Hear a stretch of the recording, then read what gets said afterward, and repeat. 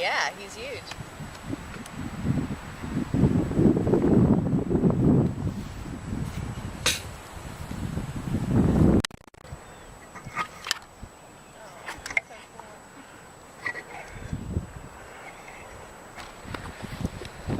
He was so sick. He really was.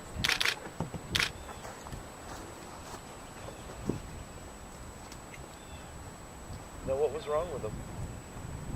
He had swallowed a fishing sinker Oh my goodness. and had lead poisoning off the charts. Eating. Just usually normal.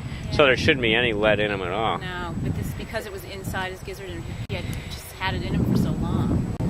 It was at, what, 10.6? 10.6 and it's now 0.42, so there's a big difference. The level. How big of a piece of? I never saw the x-ray, so I'm not positive. But, it, you know, a freshwater one, it wouldn't Yeah. have been Like a big. not a big seasicker. No.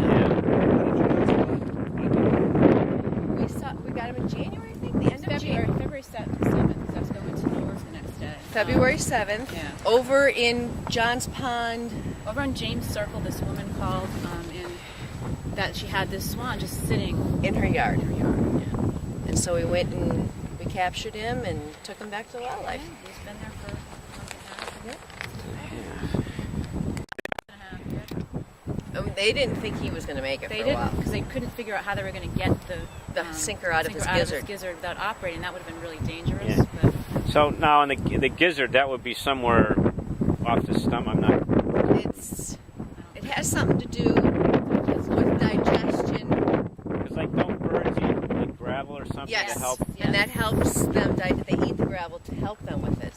So they would probably ingest, like they're always pecking around, so they must have just picked that up as a. It was probably stuck in some seaweed out there, you know, Uh-huh. and they eat the seaweed. So yeah. a lot of Did they get we sick just on had Fishing hook, one we had a fishing hook in one that was swan, stuck that right swan in the didn't throat.